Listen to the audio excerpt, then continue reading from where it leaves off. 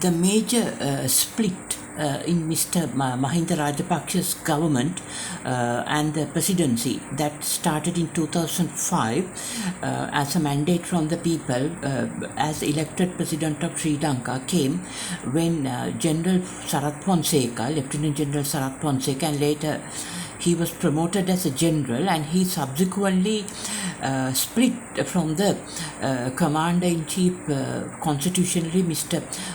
President, that was Mahinda Rajapaksa in 2009 after the war victory, and then he entered the politics. I think that was wrong because there is a conflict of interest as in English common law, especially when a high-ranking military chief of defense staff at that time, general, as the chief of defense staff means overall command of the all forces at that time, the Sri Lanka Army, Sri Lanka Navy, and Sri Lanka Air Force. So even though President Mahinda Rajapaksa in 2009 promoted him, Lieutenant General Sarath Fonseca as a general and gave him the position of Chief of Defense Staff, still he opted to retire abruptly, and then take up politics and then challenge the President Mahinda Rajapaksa's government at the elections in 2010, the presidential election. The thing is, this is democratic, but it's not legally acceptable in English common law because there's a conflict of interest. A high-ranking military official like a chief of defense staff who had influence just after the war ended over the whole society, especially the army, navy, air force, police, etc., and the government officers also, and who have got immediate popularity through the media during the time of its Command-in-Chief President Mahinda Rajapaksa's time, cannot enter politics because his former role as the defense chief of defense staff could be exploited once he entered the politics. So this is called a conflict of interest. So this is wrong because this is what the Lieutenant General Sarath Fonseca did when he was the commander in the army also.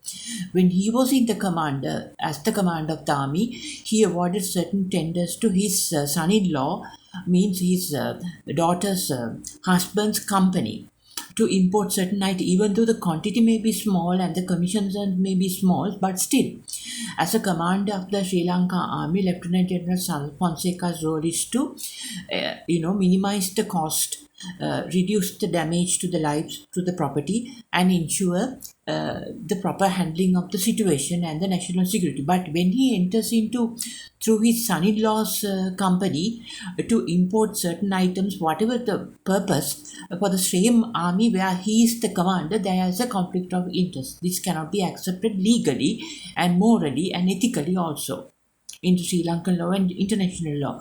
So this type of a behavior resulted in his own splitting from the chief of defense staff, resigning and then contesting the election. So this is wrong.